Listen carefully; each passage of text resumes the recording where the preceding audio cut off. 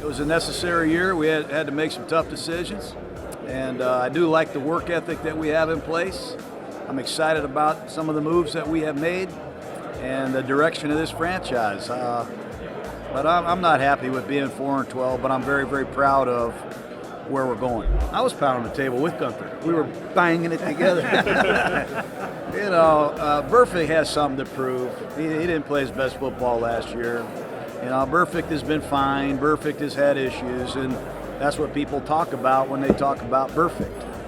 What you got to remember is when he's right, he is a great player, and he has proven he can make plays with Paul Gunther. So if that combination can reunite, that solves a problem that the Raiders have had for a long time. I think Antonio Brown is going to bring us energy and charisma and all kind of juice to not only the meeting rooms, the practice field, but to the field on game day, and something we desperately needed.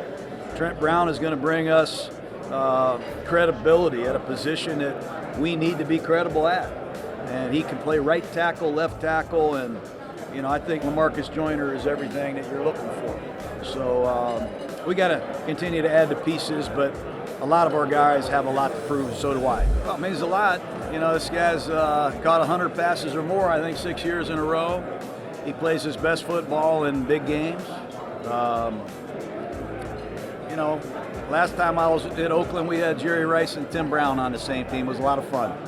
And I'm really excited personally to have an opportunity to join forces and coach Antonio Brown. It's a great responsibility, one that I don't take lightly. I always liked Glennon, and having lived in Tampa, studied him and seen him play live several times, here's a guy who got a big deal to go play for the Bears.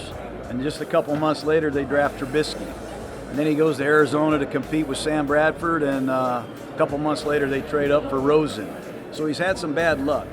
But I do like this guy because he's got arm talent, he's got some experience as a starter, and he's really smart. And Landry Jones is a guy that started and won games in the league, and he can help us with Antonio's transition as well. What'd they call this at Pittsburgh? Why did he convert his route and do that? So there's some really interesting, side things that Landry can bring to the table also. And I don't want to forget Nate Peterman. He was the opening day starter of Buffalo, and I know a lot of people have forgotten him, but it's great to start the offseason program April 15th with 4 quarterbacks. They're all learning together. So the door are always going to be open for Marshawn. Trust me. All the doors are always going to be open for Marshawn Lynch. That's my guy, man. Mike and I, we go back 20 years, 25 years to when I was offensive coordinator of the Eagles. And you like to be around people that have similar interests. And unfortunately, I don't have any other interests in football. Either does Mayock. So we have a lot of fun talking about just every aspect of football all the time. And it's his relentless effort, his enthusiasm has energized the building, and it's just a blast. And I don't think either one of us has an ego. Who cares who gets the credit? Who cares who makes the decision? Let's just make the best decision possible, and let's try to be right. And let's not be afraid of arguing once in a while. But he's a great friend, and he's a great teammate, and he's really good at what he does. You got to go over the quarterbacks. You got to go over the salary cap. You got to go over, what are we going to do with the defensive line? Who's going to play this? What's going to do that? So it's great. That's why we're getting out of here today. We got to get back to our wheelhouse. We don't belong here. We do not belong here. He's such a great communicator, and he has so many connections in the league. It helps to get deals done. And he's not afraid. He's got the guts, and he's got the knowledge to pull the trigger, and that's what I really like. I love Trent Brown when he was a 49er personally. I did not know he was on the trade market. Trent didn't even know he was on the trade market. And I think he went to New England basically for a 4th-round pick, the equivalent of a 4th-round pick. No one knew he was on the market except the Patriots and Shanahan probably. But I liked him as a right tackle. I loved him as a offensive lineman. Obviously in New England playing left tackle, what a job he did. But there's not many 26-year-old guys that have proven they can play at right tackle and left tackle in this league. So it's great to have them. A lot of teams flip their tackles. We might just have them break the huddle and look for Von Miller and go block it. It could be done. I want to see Arden Key play better. I want to see our second-year players play better. They got to play a lot last year. Big deal. I want to see them play great this year. I'll start the conversation right there. Arden's got to play better. He's got to get stronger. On paper, it looks great. You know, when you start studying the tape, you have to decide for yourself. You know, some of these guys, like I just said, are a bit mysterious because they're young, they're underclassmen. They didn't play a high percentage of snaps, and a lot of them haven't even completed their pro workout day yet. They weren't in college all-star games, so that's why I'm getting out of here today. Got to go do some more work. We're just having fun. We try to have fun. And one thing I'm going to try to do and try to keep emphasizing in my own mind is I'm going to have fun. No matter how miserable you guys make it, I'm going to have fun. No matter how mean you guys can be, I'm going to keep having fun. I'm just so excited to be coaching again. What makes you tick? What is it you love?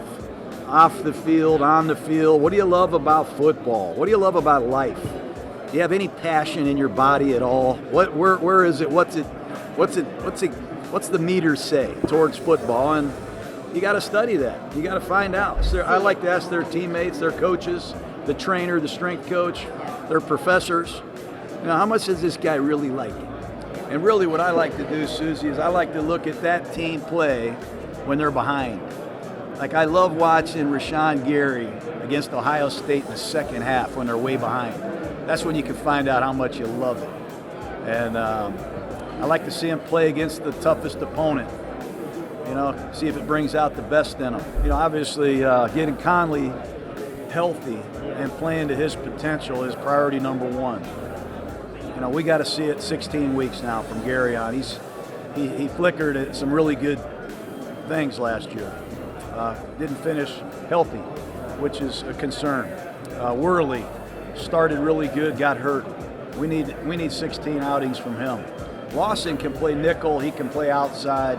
He's been healthy. That's what I love about Lawson. He doesn't miss any action. And I think you need 5 corners. I think you got to have 5 because they do get banged up. It's a very difficult position to play. Sometimes you want to play 3 or 4 at a time. When I was in Tampa, I coached a guy named Rondé Barber. And he might have been perhaps my favorite player I ever coached. He wasn't the biggest guy, wasn't the fastest guy. But when he put the helmet on, something happened to that guy. And Joyner, to me, is the closest thing I've ever seen to Rondé. As a slot corner, I think he's the best. You know, I think he's got a chance to really be dynamic in there. His leadership, when you meet LaMarcus Joyner, trust me, he'll be the favorite guy you've met in a while. You'll love him. There's something about this guy that's special.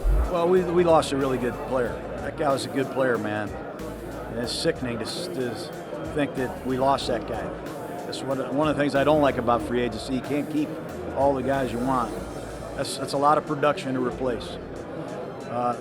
This Darren Waller is very interesting. We're going to give him a chance of a lifetime. So if you're listening out there, Darren, let's go, brother. We were 4-12 when I got here the first time. I think we were 6-10 when I got here the second time. The emphasis both times was building the team, getting the roster where we want it. And painful at times last year, but necessary times. And that's very similar, really, to the last time. You know, hiring a staff was vital, critical, and assembling a roster. And getting to know your quarterback. I do anticipate not only the system being easier for him, and certainly we'll be able to rely on him within the system more because of his experience, but the team is going to be better. You know, there were games this year where we had 3 possessions in the second half. He doesn't get an opportunity. The defense, get some turnovers, get him the ball more. And then Antonio Brown and Tyrell Williams and Trent Brown and some of the additions, hopefully, that we're going to continue to add will even enhance his performance more. That's the plan. We didn't really have much of a choice. If we did come up with the money to make the contract happen last year, we wouldn't have any of these men we're talking about now. we would not have Trent Brown. We would not have Antonio Brown. We wouldn't have LaMarcus Joyner. We wouldn't have Vontaze Burfict. And we wouldn't have Tyrell Williams. We would not have any of them. And we wouldn't have the 3 first-rounders that we're talking about. So you have to consider all of it like the Nobel Prize winner did and digest it for yourself. But we were able to add a lot of pieces. And I'm not going to sit here and say that I didn't cry for 3 days. I wanted to coach Mac, and Mac knows it, and wish him the best. But we have a lot of work to do with this football team, and that trade allowed these acquisitions that we're talking about today to even happen. Well, we're looking for a 3-down back, a guy that can play in any situation, a guy that can catch it, a guy that can pick up the blitzes, and a guy that can run in the first and the fourth quarter. Guys that got some durability and versatility is the big thing.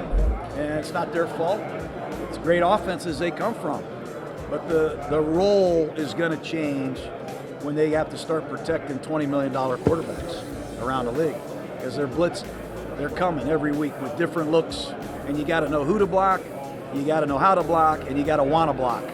And those 3 things got to go hand in hand. I've always felt second-year players show the most improvement.